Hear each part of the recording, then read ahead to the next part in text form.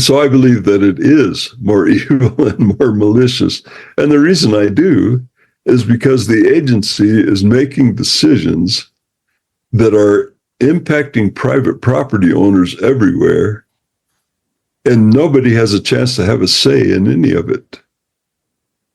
And so, a great example was the Pass Fire that you mentioned earlier, I think. And the Pass Fire was a fire that started in the Gila Wilderness on the Gila National Forest. And it was a typical elliptical cigar-shaped fire that burned with the predominant southwest winds from the southwest to the northeast. And then, you pinch off the head and it goes out. But the first post on Facebook that we saw about it from the forest was they had this big purple box drawn around about 100,000 acres. And what they said in that post was this was going to be the area in the purple box where the fire would be allowed to burn.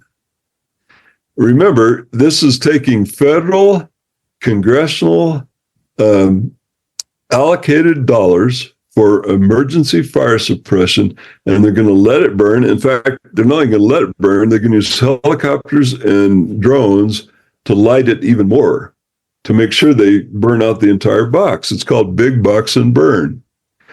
And if we'd all been through a public process where the Forest Service had, come up with a bunch of alternatives, Big Box and Burn, take no action, don't show up at the fire, just let it go, whatever. And we'd all agreed and said, okay, you have our informed consent to do this, including the fact that it may burn down my ranch.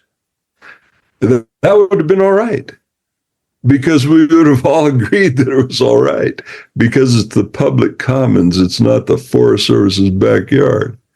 And so, but that's not what happened. And so they burned this giant fire area out. And this was the second time in 2 years. The first year, they turned a 5,000 acre fire into a 325,000 acre fire with no public process. They burned out multiple businesses, ranches, homesteads,